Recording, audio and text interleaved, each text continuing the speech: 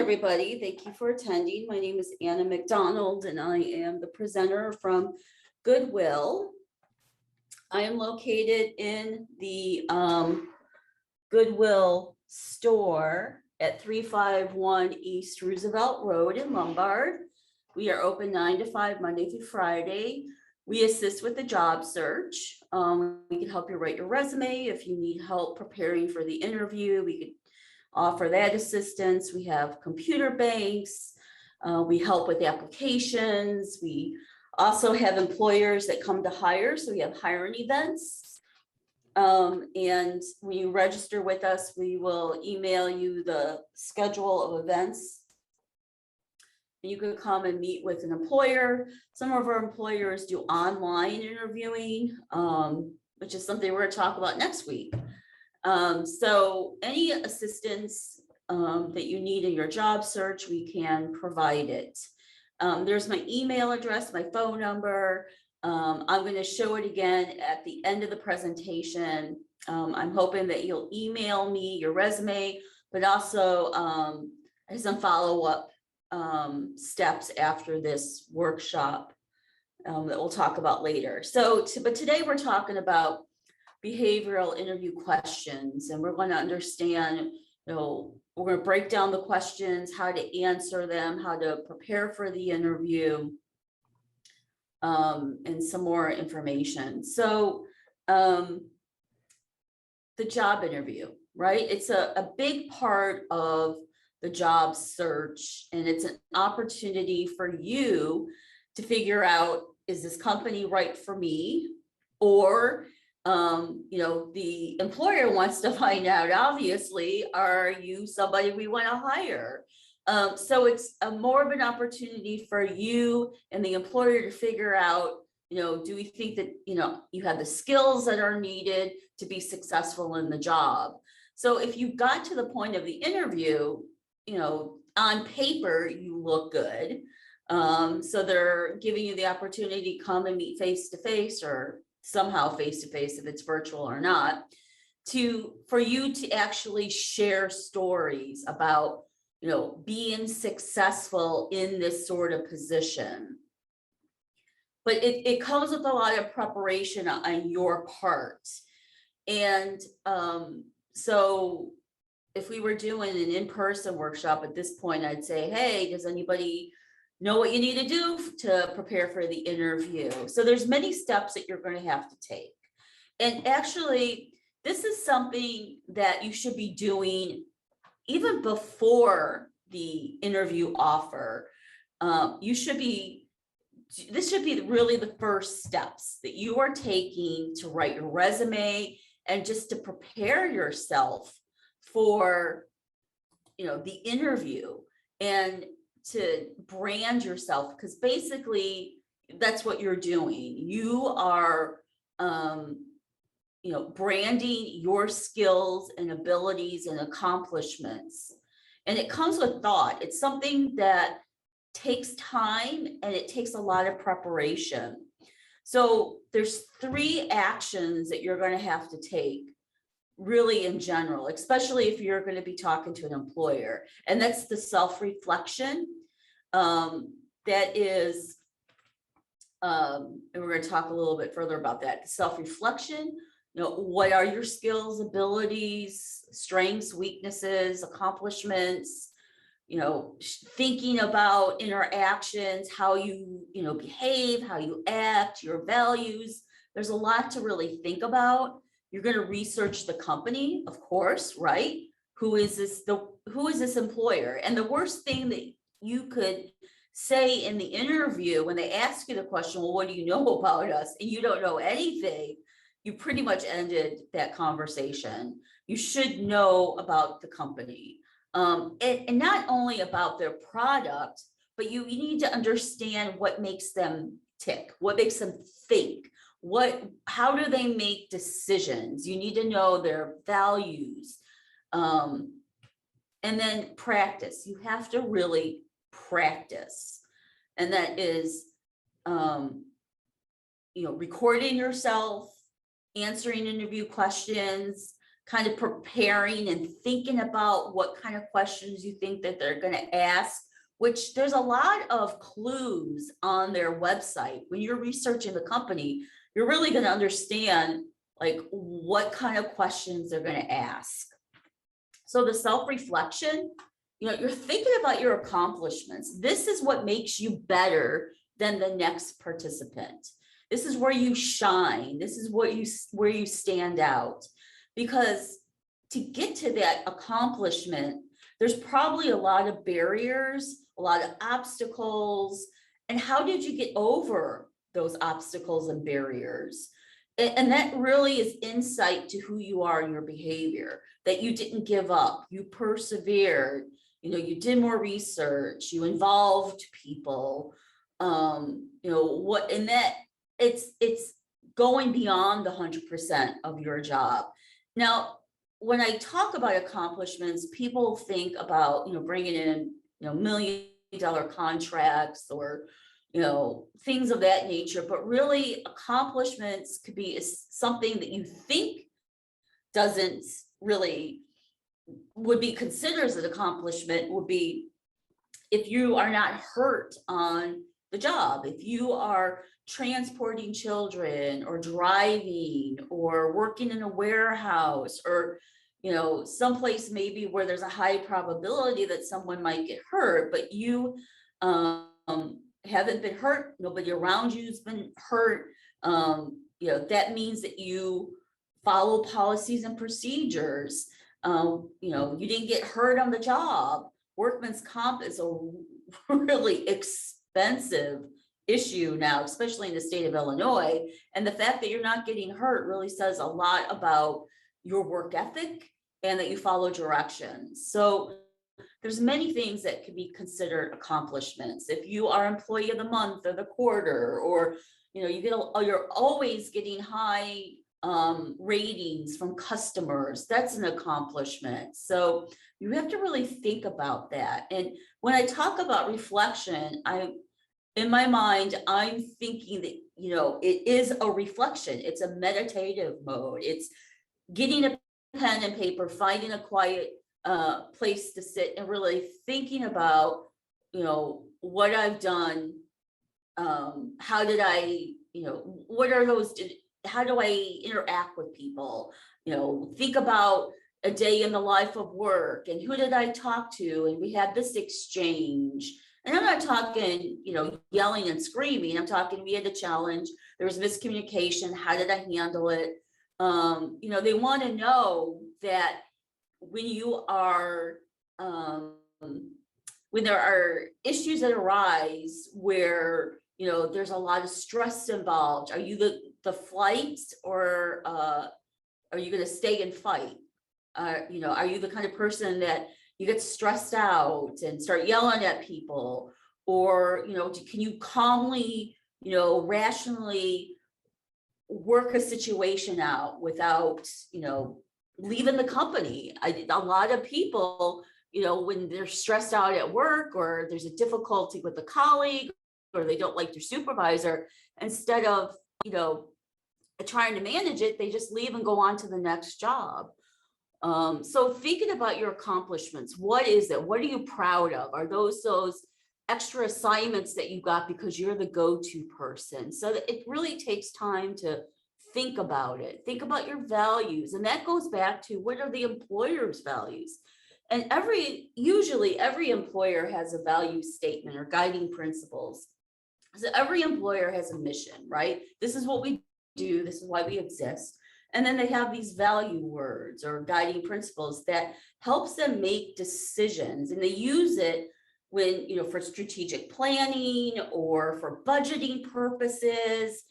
For example, maybe it's a healthcare company and their value word is, we care about our patients. We honor confidentiality. So maybe, in the next 5 to 10 years, they're working maybe on a new database or,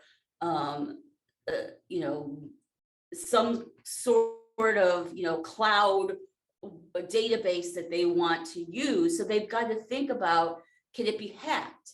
Can we guarantee that our patients' information will not be sold to the dark web? Can we guarantee confidentiality of their health? Can we abide by HIPAA laws? And along that lines too, I've been in interviews for healthcare providers and they talked about confidentiality. And it's as simple as not even having a conversation in the lunchroom about the patient in room 123 bed A. If you're in line in the cafeteria talking about that patient and not saying a name, but maybe saying a room, you don't know who's in front of you or behind you. Do they know this person? If they know the person or even not know the person, you've already breached confidentiality. So is this important to you? Is that your value? Do you understand, especially in healthcare or where you have access to anything that's personal and confidential, if it's HR, if it's having access to people's credit cards or social security numbers, do you value that? Do you, when you walk away from your desk, do you make sure that your computer's off? So that goes back to, again, the value word of confidentiality for employers. So you would probably guarantee they're going to ask you questions about confidentiality in the interview because that's one of their value words and that's important to them. So the value words are really a big indicator of some of the questions that the employer is going to ask you. And you need to know how you're going, what's important to you. Maybe their value word is customers. And we understand, especially in a for-profit industry or really a nonprofit, that we have to value, our customers. We are providing a product and we need them to come back and buy from us, and that you understand that relationship is that important to you. So anyways, you're going to think about your values, go to the employer website and figure out what are their value words and behaviors and actions. And this is all part of that reflection mode on getting ready to answer questions and to really think about, am I a good person, a good fit for this position, and how you're going to sell yourself in the interview, and be prepared to answer these questions and having good examples. Because in the interview, you cannot say, if they ask you a question, it's not yes or no, it's yes or no, and let me, back it up with an explanation or a story to share to explain my actions. So you're going to reflect on your behaviors, times you didn't get along or disagree with your supervisor. How did you solve problems? How did you manage a difficult customer? The last time you called in sick, how do you manage stress? How do you determine priorities? What are your values? These are all behavior interview questions. It's showing your actions, because you have to remember that what you've done in the past is what you're going to do in the future. We are creatures of habits. We do not change, and employers understand that. They are not in the business to change you and to make you care about what's important to them. They are hiring you knowing that this is important and that it's going to be a priority, and they don't have to change you. Just think about relationships, right? You can never change people. It's, you've already set yourself up to fail in the relationship if you feel like you can change somebody. They've got to want to change themselves. It has to be important to them. So, how do you solve problems? Again, are you the kind of person that when a problem arrives, are you going to stress out and start yelling, or are you going to be methodical in how you're going to solve this problem? Manage a difficult customer. Customers are important. So are you going to oversell or overshare with that customer? Are you going to scream and yell at them? Are you going to avoid them? Are you going to listen to really what they have to say and provide a good service to them? And think about an example of working with this customer, what did you do to help them? What was your actions in helping them? The last time you called in sick, this is a behavior. And this kind of, this has many, there's many reasons why it could be asked. So an employer might be asking it because maybe they want to figure out, do you have children? Are you the primary caregiver? Are you going to be calling in sick a lot? Are there going to be distractions? It also goes back to the question of, why do you want to work here? So, there's a lot of thoughts about that question. I follow some recruiter influencers on LinkedIn, and they get so offended when that question is asked, why do you want to work here? I feel like it's a good question because it talks about motivation. Like, you spent the time to apply for the job. Why? Why us? Is it money? Is it because we have good benefits and pay well? Is it because you just need a job until the next one comes along? Or do you really value and think that the brand's important, or you've been a customer and they give good service? That's what gets you up in the morning, is that motivation. If you are at a job where you're only taking it for the money, you could care less about anything else, are you really going to bring 100% to that job? And so when there are issues of dealing with difficult customers or difficult situations, are you the kind of person just going to avoid it and maybe call in sick and push it off? So there's many reasons why that question could be asked. How do you manage stress? Do you scream and yell? Do you go inward? Do you go outward? Do you go home and kick the dog? Do you go to drink? Do you, go to the gym? Do you eat healthy? Do you do yoga? Go for a walk and center yourself in the park. How do you manage stress? How do you determine priorities? That's, organizational skills. That's transferable skills that we're going to talk about shortly. And what are your values? Again, you have to go inward to figure out what's important to you. Research in the company, we talked about that. What are the values of the company? This is how they make decisions. Why do they exist? And again, the website is going to give you a lot of information about, the vernacular of the company, the words that they use. Every company has their own lingo, their own catchphrases, their own words that are important to them.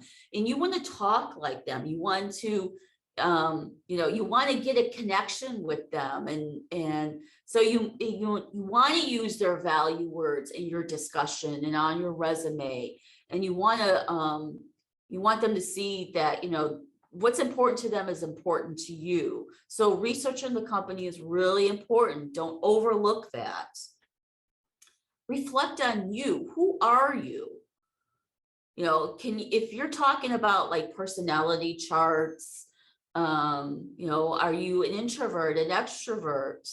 And some employers might ask that because maybe the position that you're applying for, it requires somebody that is charged and, by meeting people. It doesn't drain them. For somebody that's an introvert, it doesn't mean they're shy or don't like talking to people. It's how they recharge.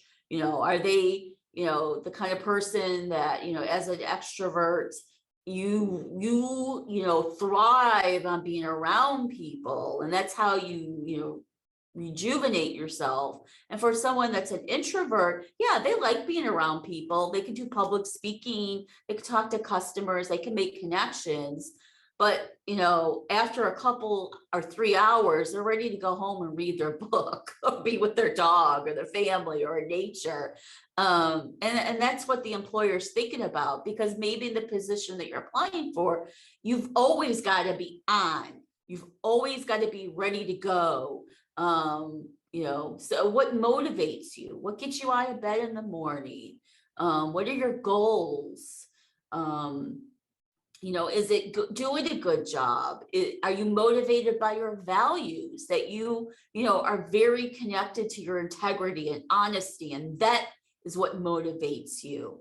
What makes you mad? Is it dishonesty? Is it people that abuse animals? Is it people being mean to each other, or bullies, or, injustices? What makes you mad? And you've got to think about all of this, because that's what the employer is trying to dig and find. They want to know what makes you tick, basically. So you've got to think about that. So what are the roles? And I think we kind of determine, what are the roles of the behavioral questions. And that's, the tactic is that what you've done in the past is going to predict how you behave in the future. So behavioral questions focus on work situations in the past, and your response is going to reveal your skills, abilities, your personality. So I think you also need to kind of understand, what are recruiters saying? And I think it's really interesting. I read a really good survey by iHire about what employers are saying about just overall the workforce. And they're feeling that people are unskilled, that there's not enough skilled people in the workforce. And then when they interviewed, the survey that I read is actually only about applying for a job online, right? So it's not even about getting the interview. It's about you're downloading your resume to an application, or just the application. So when recruiters are looking at applications, they're saying that we do not have skilled labor. And it was about 72% of employers saying this. So then they're asking the job seekers,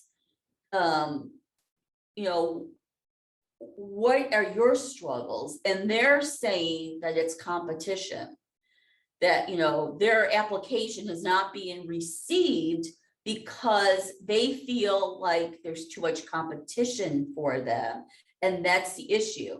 So you got the employer saying we don't have skills, but then you've got the job seeker saying, well, there's, it's a lot of competition. So, I feel, after reading this survey and working with people looking for jobs, writing their resumes specifically, is that I'm finding too many people are downloading resumes that are one size fits all, right? So you might be applying for healthcare, and maybe, it's heavy on interactions with customers, but then their resume isn't based on customers. The resume they're providing is maybe based on technical skills. So they've already exited themselves out of being a candidate just because they didn't write the right resume or offer the right, when they might even be a good candidate. But the recruiter doesn't know that, because they're only reading what you give them. And so I said all that to say, you have got to make sure that even to get to the interview, that you have the right resume that really reflects your skills. And that requires thinking and reflecting about, what are your skills? What is the employer really looking for? And so we're going to talk a little bit about that in a bit, but going back to, other things that recruiters are saying that's happening in the interview is that 55% are saying people are appearing disinterested. And that could be many things. It could be not making eye contact, and we're going to talk about that next week for virtual interviews. But it could also be not answering the question, not giving an example, not providing the specific examples as 33%. of what's happening. You know, I hear a lot of employers saying that basic interview mistakes are being made, and that's dressing inappropriately, having your phone on in the interview, that's talking negatively about your employer, previous employer, or previous colleagues. And you've got to remember, you've got to be positive in the interview. Even if you had a bad experience with a previous employer, you still have to present it in a positive light. Because obviously, if you talk about that employer, what are you going to say about us? And if you're talking negatively about a previous employer and you're mad at us, are you going to go to social media? Think of all the times that somebody's taken you know, a situation where they were disgruntled to Facebook or any social media site, and it went viral. Employers cannot pull that back fast enough, and you've destroyed their brand. You've tarnished their brand, and they have an image. And so if you're taking it to social media, because you're upset, do they really want to hire you? So they're trying to figure out, your behaviors, how you handle this stress. But you can't be negative in the interview. You can't be the Debbie Downer. Even if you don't take it to social media, people don't want to work with somebody on a team that's always trashing everybody or talking gossip. That takes time away from the work that you're hired to do. We are hired because we're given a task and they don't want distractions. And somebody that's a negative person is going to bring those distractions to the job. And it's just exhausting, really, to be around those kinds of people. So remember, you are a reflection of yourself in that interview. And if you're negative, you've kind of already talked yourself out of a job. Does anybody have any questions? I feel like I'm just kind of babbling here. Feel free to interject a question or a thought. Employers are looking for examples of your ability to solve problems. That shows initiative and judgment, or handling stress. That's resilience and adaptability. Being analytical, that's creativity. Persuasiveness, that's influence and negotiation. Attention to detail, that's planning, organizing. Integrity, that's being reliable. Team building, that's leadership, that's management.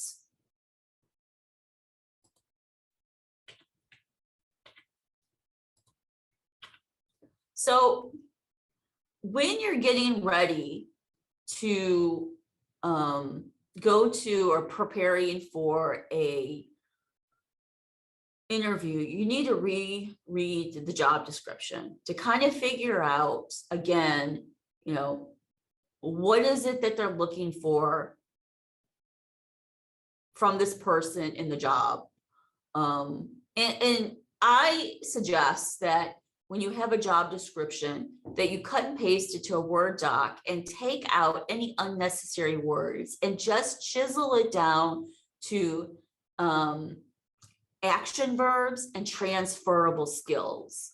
And that's going to give you an idea of some of the questions that they're going to focus on. So in a job description, you might see a lot of words, or they might just have a blanket statement. We need somebody with communication skills. So what does that really mean? So often it's written as strong communication skills. So including this phrase means the job requires interpersonal skills, the ability to speak and write clearly. Now, interpersonal skills is a transitional skill. That's a skill that you take with you to every job. So maybe you're trying to get into another industry and interpersonal skills is very heavy in the job description. Then your resume would be written all on interpersonal skills. And that could be relating to others, responding to somebody or concerns, motivating people, assisting others, resolving conflict, being a team player. This is all interpersonal skills. So you might want to emphasize responsibilities that involve working directly with clients or experience with presentations. So in your reflection, getting ready for the interview, when you see communication skills, think about when you were advising somebody, explaining, articulating, instructing, writing, editing, translating, persuading, selling. These are all communication skills. So think about, in that reflection that you're doing, think about, who was I advising? Why was I advising? You know, were they successful after you advised them, or explaining something? Maybe you're talking to a customer and you're explaining a policy or procedure. That's explaining, that's communication skills. Were you face to face when you were talking to them? Was this in an email? Was it on the phone? Those are all different skill sets. You know, when you're talking to somebody to face, there's a lot of body language involved. If you're explaining something to somebody by email, well, that's grammar. And just think about all the communications that you've had in email that have been misunderstood because somebody could not explain it well. They were really a bad writer, but it's a communication skill. Excuse me, I was taking some water. So in your reflection, you're thinking about this. Flexibility. So when you see that in a job description, it sometimes means no job too small, willing to pitch in. These are the kind of keywords that indicate a company may have a very flat organization. Everybody has to pull their own weight. This can indicate a need to switch gears quickly, work unexpected hours to get the job done, and be able to do things outside the job description. So other words that talk about flexibility is working well under pressure, thinking outside the box, multitasking. These are all kind of organizational skills. So when you're in that reflective mode or thinking about, you know, some of the questions you think that they're going to ask you in the interview, because you've seen flexibility or some other working well under pressure or thinking outside the box, multitasking, think of examples where you had to, you know, multitask. The phone's ringing, someone's at your desk, you're answering emails, or you've got multiple projects that are due at the same time. You know, how did you set priorities? Did you use Outlook? Were you managing a team? Or were you delegating people, meeting deadlines, setting, attaining goals? You know, what were some of the challenges to reaching the goal? That's, you know, the obstacles, that's the creative thinking or the problem solving that are involved. And so, you know, a lot of this is just relatable. It's all relative somehow. But when you're thinking about what kind of questions you think the employer is going to ask when they're talking about multi or organizational skills or being flexible, recall situations where you had to, you know, juggle tasks or do multiple things at one time, or put something down, go back to it another time. You know, not everybody could do that. Some people are stressed out by that. There's some people, their personalities kind of don't allow them to do it. They get stressed out if they you know, have to focus on more than one thing. They're very methodical. They're very A personality type. And sometimes, you know, being flexible is really hard for somebody with those kinds of personality types. So think about situations, how you're going to explain that in the interview. Results driven.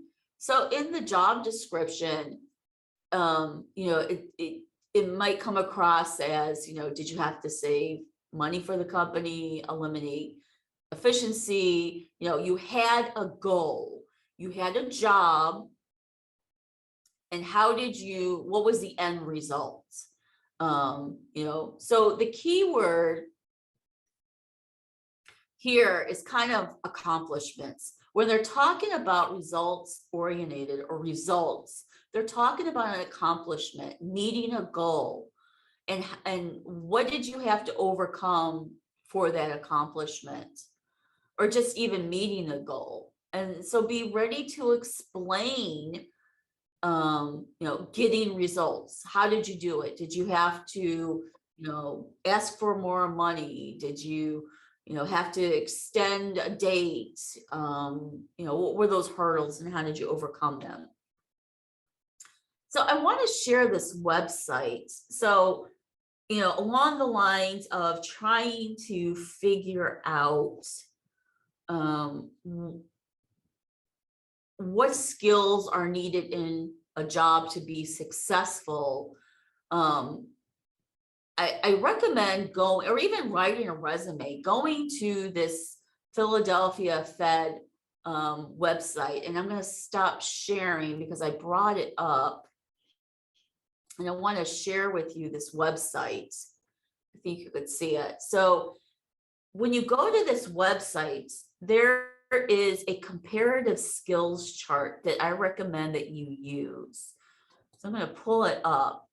And what it does is it compares occupations and will tell you, well, what skill is used more in this occupation versus this other occupation. So let me give you an example.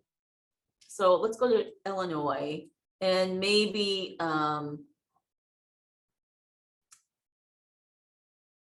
you are a bus driver and you're thinking, I could never get into another industry. Maybe my skills are not transferable. Maybe you want to get into, let's see, maybe you want to get into community and social service specialist kind of jobs. Let's compare these two.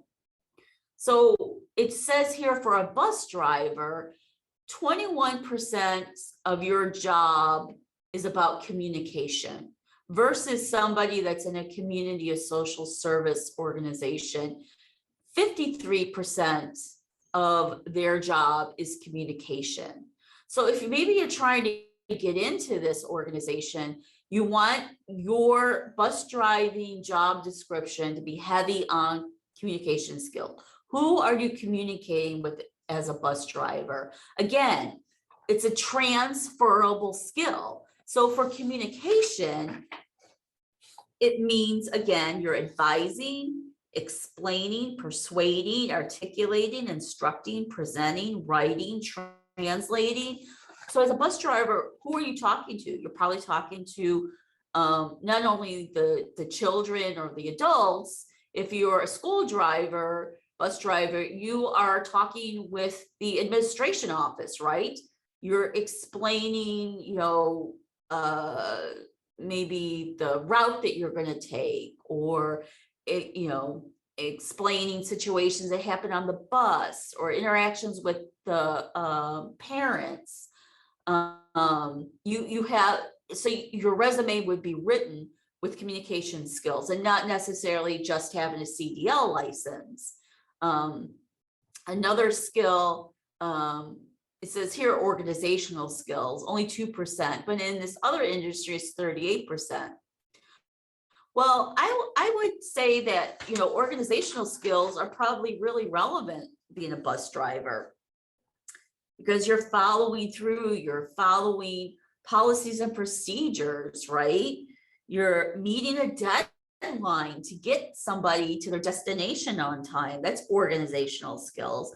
Time management is really important. That's an organizational skill. It's being at work on time. You have to be at every bus stop at a particular time. And what are those hurdles to getting there on time? So anyways, it's just a really good I think, chart to use when you're writing your resume or getting ready for the interview. Excuse me, I'm gonna take some water. To kind of compare the different industries, and it helps you focus on what kind of questions they're probably going to ask you in an interview. So if you're in a situation where you're a bus driver and maybe you're going to be applying for a job and you got the interview, they're probably going to focus a lot on communication skills. So you want to be ready to talk about communication skills in the interview. And you should have already done it in your reflective mode, right? You've already thought about times that you had to articulate, times that you had to instruct, times that you had to train or write or persuade or explain. Anybody have any questions about that?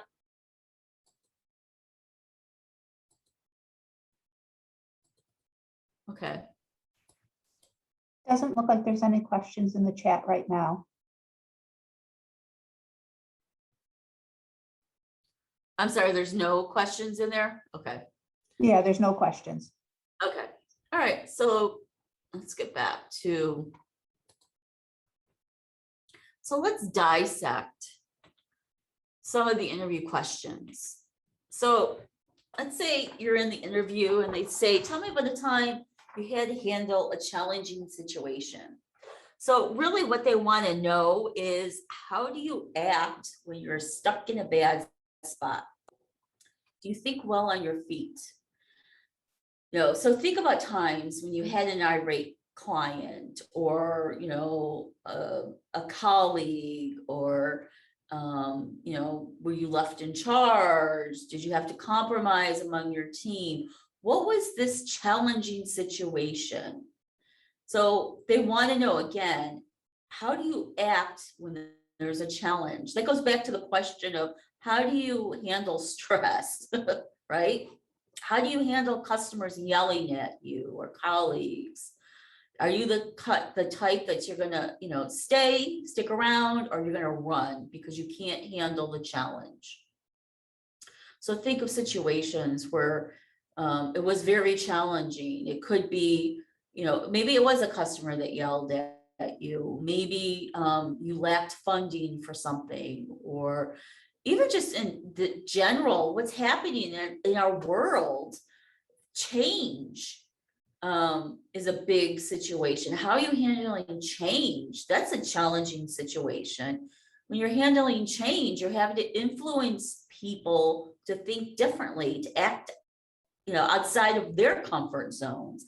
How do you handle that challenge? Or maybe you were challenged with change. How did you handle it?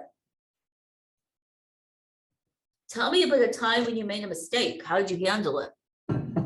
This is a kind of a question they might ask you if their value word is accountability. Are you making yourself accountable? So tell me about the time you made a mistake. They want to know, are you able to acknowledge your mistakes and learn from them? That goes back to also your weaknesses. Are you self-reflective? Do you know what you need to work on, and do you have an action plan? How do you change your behaviors? So did you have to leverage problem-solving skills? Did you need to act humbly? Did you, do something that now you have to build trust again? Trust is so important in relationships, right? Think about times that you trusted somebody and they let you down. Now you have to rebuild it. Leadership, the foundation of leadership is trust. The foundation of relationships is trust. So how did you make yourself accountable and rebuild that trust? How did you avoid making that mistake again? Another question, tell me about a time when you or your boss made an unpopular decision and it had to be executed. It could be, executed, it may be an unpopular decision that you had to give to a customer. Even like, maybe you're talking to the customer and they want to return something. and it's over the 30 days, and that's the policy. It's obviously an unpopular decision for the customer. How do you explain that to them? And maybe they're getting aggressive in your face. How do you handle it? So they want to know if you had to lead change. Did you have to enforce difficult decisions? Did you work to get buy-in or motivate that person? Did people threaten to quit? Did the customer say, that's it, I'm going to the competitor? How did you wrangle them back in? How did you, get that customer not to leave? Tell me about the time when you were in direct conflict with a peer. How was it resolved? So if you are, applying for a job, in the job description, it says, we need someone that's a team player. Maybe it's heavy on team player, transferable skill words, interpersonal skills. They want to know, when you're working with people, do you flee? Are you the one that escalated the situation? Did you de-escalate the situation? Were you the aggressor? How did you solve it? What kind of skills did you use? Why did it happen? What were your actions? And what was the outcome? So think about that. Think about situations where there was stress on the team. How did you handle it? I remember I was applying for a job, and I was between me and a couple other people. And so they decided to bring these 3 people in to talk with the team, with the department. There were 8 people in that department. So I sat down and talked to them. And they asked me questions about, how do you handle conflict? So I answered it. And then I asked the team, how do you handle conflict? And their response was basically, well, we just go to so-and-so. And so-and-so was the leader of the department. So instead of addressing it with each other, they probably just talked about each other behind their backs and then went to the leader of the department to kind of figure it out. That must be a really miserable experience. I think I dodged a bullet with that. But how do you handle conflict? If you're in a stressful situation, are you going to escalate everything? Or are you going to de-escalate it? And that goes back to really understanding yourself. What are your triggers? What pushes your buttons? That's about emotional intelligence. If you're in a conflict, and I'm not talking screaming and yelling at that point, but there's a disagreement and somebody, puts their finger up, and that just triggers you. When somebody puts their finger in front of your face, knowingly or unknowingly, that just kind of unconsciously triggers you and sets you off. Can you get yourself to de-escalate?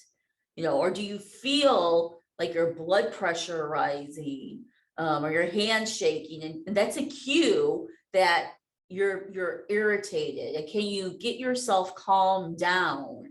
And so that's kind of what they're looking for in those kinds of situations. How do you respond? And you need to think about that. How do you respond? So we have a couple questions for you. Sure. So the first one is, in an interview, when we get asked about our negative experiences, what are employers looking for when candidates are asked about a negative question? For example, are candidates expected to turn their negative story or experience into a positive experience? How can candidates do that? Yeah, can you reread that from the beginning? Yes. In an interview, when we are asked about our negative experiences, what are employers looking for when a candidate are asked about a negative question? For example, are candidates expected to turn their negative story or experience into a positive experience? How can candidates do that? Yes, exactly. You have to change it into a positive. So let's say that Was the question more about teams having conflict or just conflict in general? I think it was just more if they asked you about, let's see, what you had about negative experiences. So I wonder if Okay. that's to do with like conflict with a customer Okay, or patron or something along right. those lines. So Or if let's that say, team didn't work together or something like that. yeah, so let's talk about, let's say that you have, a customer that is, you know, always aggressive, always yelling. Everybody knows they're a difficult person.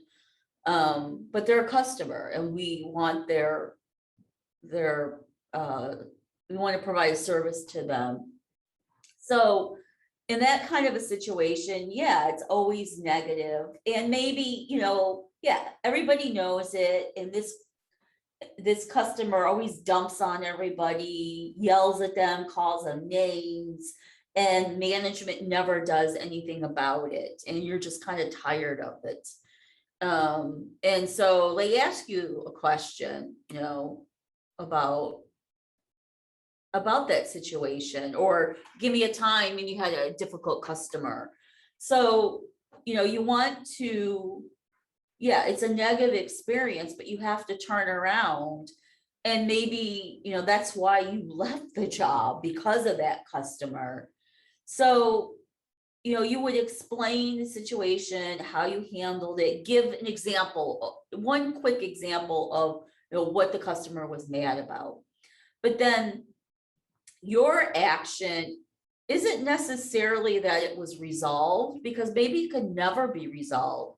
Your action would be, I followed the policies and procedures about how to handle the situation. This is how we were trained. This is the policy and I followed it. But I wasn't supported by management.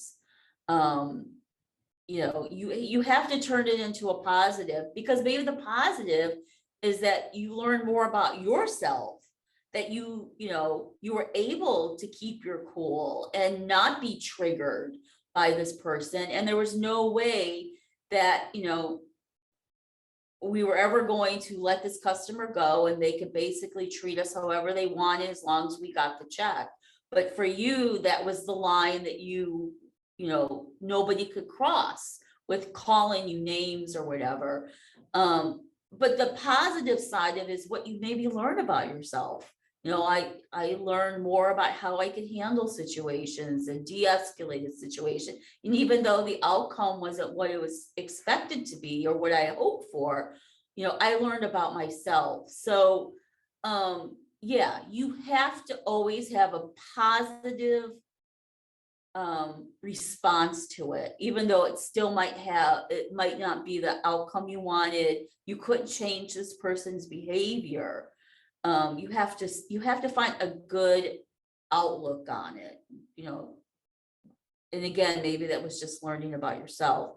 But yeah, you always, and it comes with practicing how you're going to say this, right? In any of these situations. Maybe it's a team member, maybe there was somebody on the team that was always setting people up to fail. Maybe, they hoarded information and made it difficult for everybody. And, maybe sometimes in these situations, management knows, they know who the troublemakers are, but it's for them, the person gets the results, who cares? Or, if we fire this person, it might look like we discriminated against them. I don't know. I mean, but you have to really think about how you're going to say it without it being negative. But if you have a particular situation in mind and you're needing somebody to walk you through it, please reach out to me and we could sit down and talk about how to spin it so that it is a positive response. And, again, not every situation is going to have the outcome we wanted. We can't turn situations around. It's more of that reflective mode, like how you handled it and you didn't lose your cool and you learned something about yourself.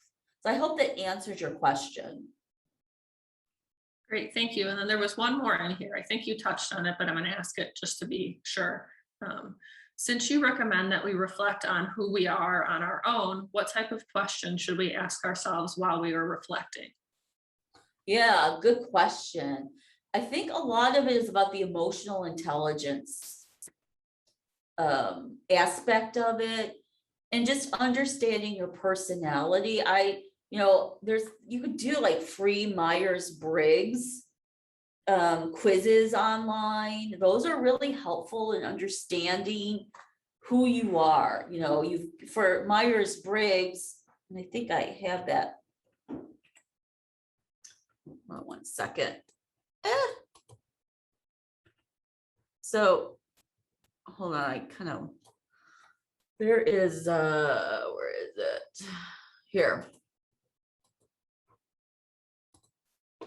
So for Myers-Briggs, interesting enough, I'm kind of digressing here. HBO had a really good documentary kind of about personality tests that employers do, assessments, and they talk about Myers-Briggs. So the Myers-Briggs personality test should never be used in the hiring process. It's basically used to help employers identify like who are good leaders and succession planning and team building. So having said that, you need to figure out, what kind of person are you? Are you an introvert or an extrovert? Are you the kind of person that, you love being in crowds and, you're the life of the party, you could just, make connections with people, and introverts could do that too, make connections with people. But, how do you get your energy? Are you drained by being in meetings all day? Or do you enjoy it? You're okay on Zoom meetings all the time, or in-person meetings all the time, or meeting customers all the time. Salespeople are usually like extroverts because they could go to the meetings all day. It charges them. They can make that connection. Would that drain you? Are you the kind of person that you have to have numbers in front of you, like you make your decisions based on science and facts and numbers? Or are you the kind of person that, yeah, that's important, but I have a gut feeling about something, I just kind of follow how my body feels about it. Are you the kind of person that, you make a decision based on judgment, or feeling something? Or do you think? Are you creative? Are you the type A personality person where you're in charge and you're the one that everybody looks to make decisions? And so you got to kind of figure out, and I suggest kind of doing these free assessments and just kind of figuring out. But it's also, like I said before, the emotional intelligence part of it. And the core of emotional intelligence is understanding yourself, understanding what motivates you and what triggers you.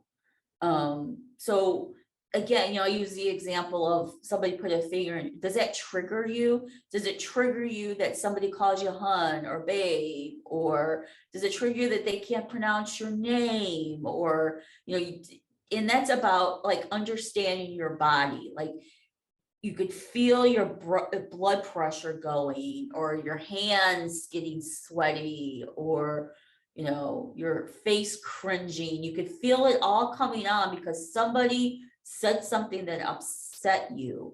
Are you going to react to it? You know, do you understand what these triggers are? Is it something that maybe somebody from another, you know, gender says to you, or, you know, does it recall something that happened in your childhood? And when it's, you know, something along those lines is brought up, you just kind of lose your cool and scream.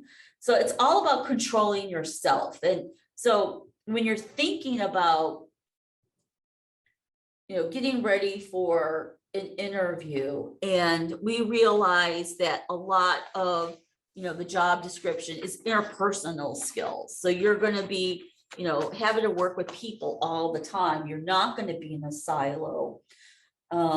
You know, you got to think about, you know, how are you as a team player? You know, do you pull your weight? You know, how do you assist others? You know, how do you relate to people? You know, are you self-aware about how you learn things, right? Maybe you're the kind of person that, you know, you learn well when you've got something in front of you and you can use your hands to figure it out. Or do you learn better by reading or being shown, or in a classroom or not a classroom? And so, because once you figured out who you are, what triggers you, you know, what's your personality, it's easier to deal with other people. So if it requires a lot of interpersonal skills, once you figured yourself out, then you could better relate to other people and influence people. Because if you're a leader, you're always influencing people to work, to meet a goal, to manage change. And, you know, if you don't understand yourself, you can't change yourself to be where that person is. And so, you know, do the personality tests that are free out there. And, you know, we can even do a workshop on emotional intelligence if you want, but Google emotional intelligence, look that up. My mind right now is there's the 4 cores. I'm going to stop sharing for a moment. Just really quickly pull up this workshop on emotional intelligence. Hold on one second.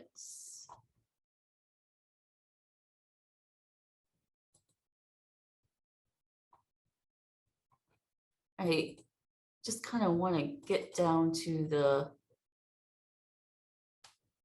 where is it? Well, I can't find it. I thought it would be easy to find, but I was kind of wanting to talk about the core. Oh, wait a minute. Maybe this is a, yeah, here we go. So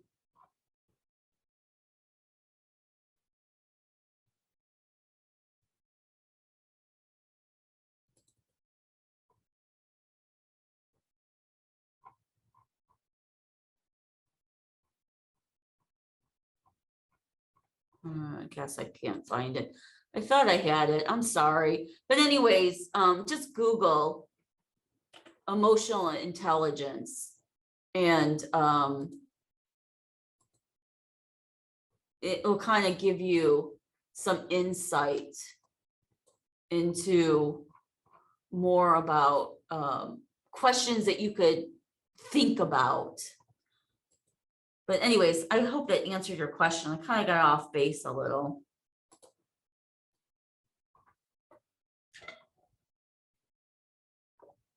Hello? Did I lose everybody? We're still here. Oh, okay. There's no more questions right now that I see.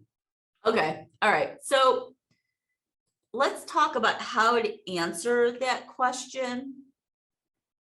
You're in the interview and they ask you a question. So we teach the STAR approach. And so they ask you the question and you've got to set up the situation so they understand your action. So the S is a situation or a task. They say, tell me about a time that you had to handle or manage a difficult customer. So you're setting up the situation or the task, right? This is what happened, that, we had this customer for a while, they didn't get their order. And then you're going into the action that you took. Did you call the customer? Did you say you were sorry? Did you follow up in an email? You said you would look into it. You realized that we, did something wrong. We offered them a 10% discount. They yelled. We offered them a 12% discount. What are the actions that you took? You called the customer, you talked to them, you let them vent, you let them yell, you didn't take it personal. And the result is the customer didn't leave. And we realized that we had to change something because their order was overlooked, and now we got to retrain people, and that was the result. We kept the customer, we had to do different training. So and you're doing this for every question that they ask you. And again, the interview questions, you should never do a yes or a no. You need to follow up with an example. And so you talk about the situation and the task, the action you took, the results, and then you prepare. And you keep doing this. And you need to practice this. You should spend no more than 2 minutes answering a question. And that's where you need to record yourself, maybe answering it, use a stopwatch, whatever it is, but you've got to practice how you're going to answer the question, because if you're the kind of person that's nervous in the interview, you're just going to babble on. So you want to, take time to actually, figure out how you're going to answer these questions. And the more you do it, it's amazing what happens in the interview, that you can recall how you're going to answer it, or the scenario and your response. And, even though they might not ask you the question that you think they're going to ask you, a lot of the examples you use can be interchanged, but you'll be able to pull from that toolbox of interview questions that you practiced, or your actions. So I recommend, using a stopwatch, recording yourself. We're happy here at the Workforce Center, do a mock interview. Also know that you could pause if you're in the interview and you don't, you're lost in thought about how you're going to answer it and forget the question, or, ask them, repeat the question, please, or take, no more than, 4 seconds. So let's count. If you're in a conversation and you pause for 4 seconds, this is what the 4 second sound looks like. That's a 4 second pause.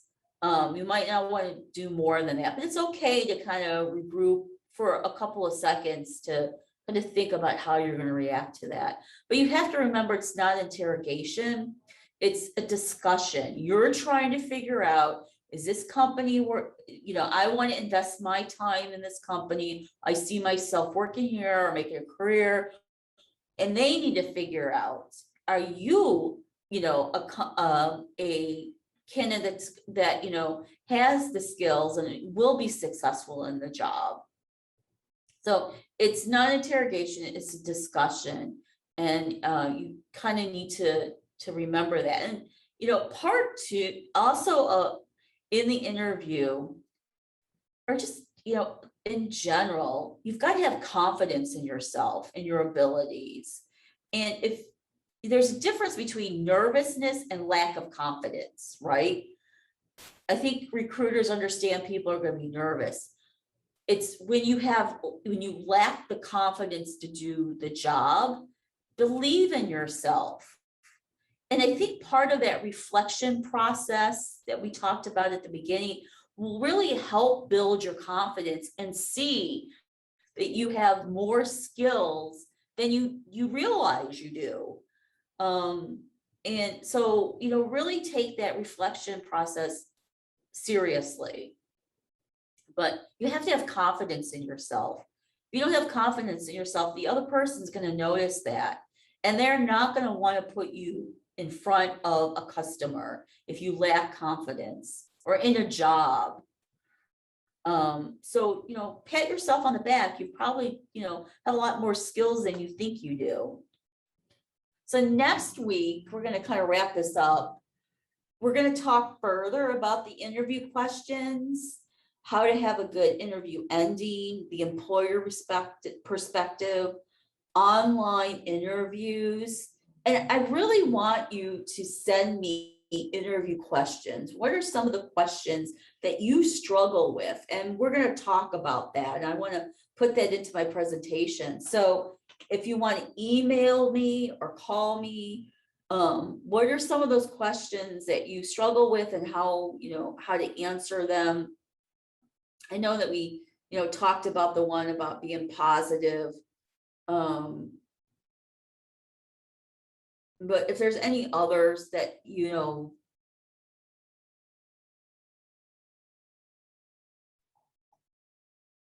There is one question.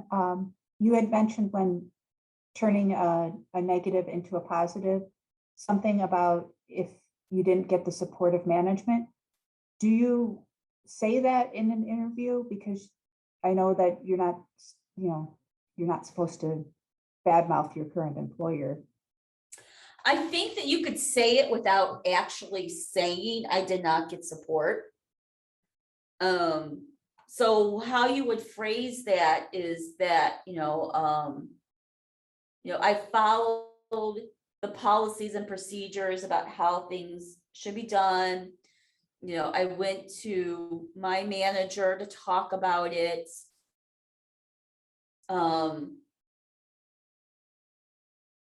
And we didn't agree. And here's why I felt like, a customer calling me horrible names was not necessary. And that it was just a line that we didn't cross, or I didn't want to cross. And I felt like maybe it was just time to leave. You could say that without saying, my manager's a jerk. I kind of get it. It's really just in your body language, your tone, without, calling that person names. But if there's a specific scenario that somebody's trying to get to, we could talk one-on-one about that.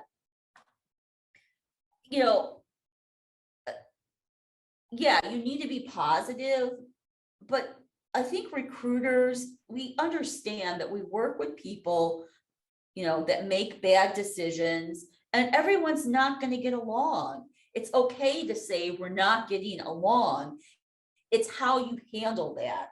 So in that scenario, they're trying to figure out, did you scream and yell at your employer because they didn't back you up? Or did you, clearly state calmly, I followed the chain of command. I did everything that, the employee handbook said. And, I just felt like, maybe this wasn't working out anymore. And, again, it just depends on what the question they're asking.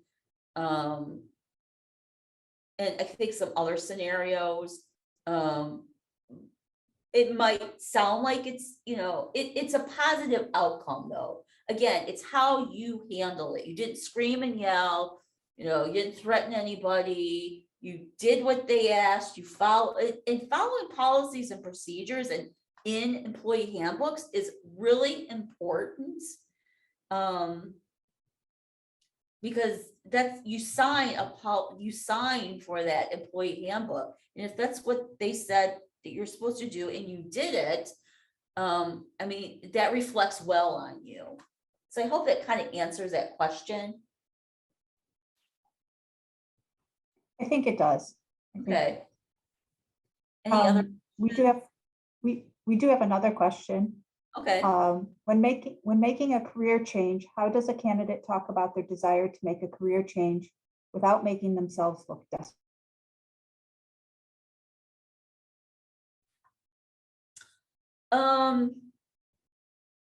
Well, in this day and age, that is not unheard of, and it's okay. There is a migration of employees leaving and going to other employers for other opportunities. So in that kind of a situation, what you would say is, I've have, always been interested in this other field, this other industry, and it just seems like a good time to explore that, and I'm passionate about it. But I think for that particular situation too, it's really important to say why this employer, and not necessarily focusing on why you're leaving.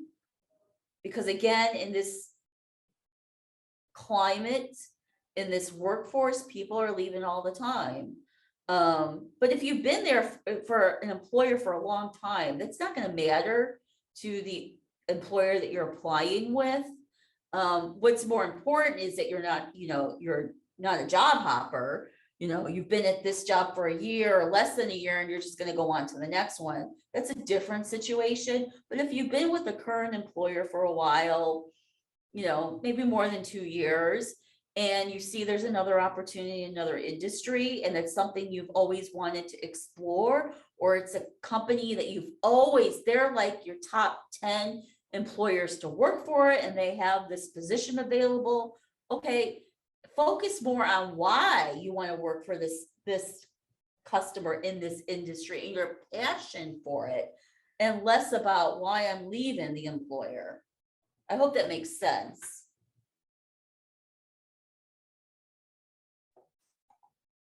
I think it does.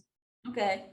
Are there any other questions out there? You can put them in the chat to me, Kathy Volko, or you can unmute yourself and ask them.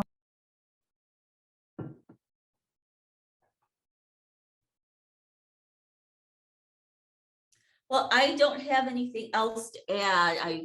Let me put up my contact information again. I don't know why I lost connection, but anyways, if you have questions for next week, please email me or Leslie or somebody and get it to me, and we'll practice answering it better next week. That way I could do a little research and maybe come up with a better answer instead of off the top of my head. But anyways, yeah, that's it. I have nothing else for this particular workshop.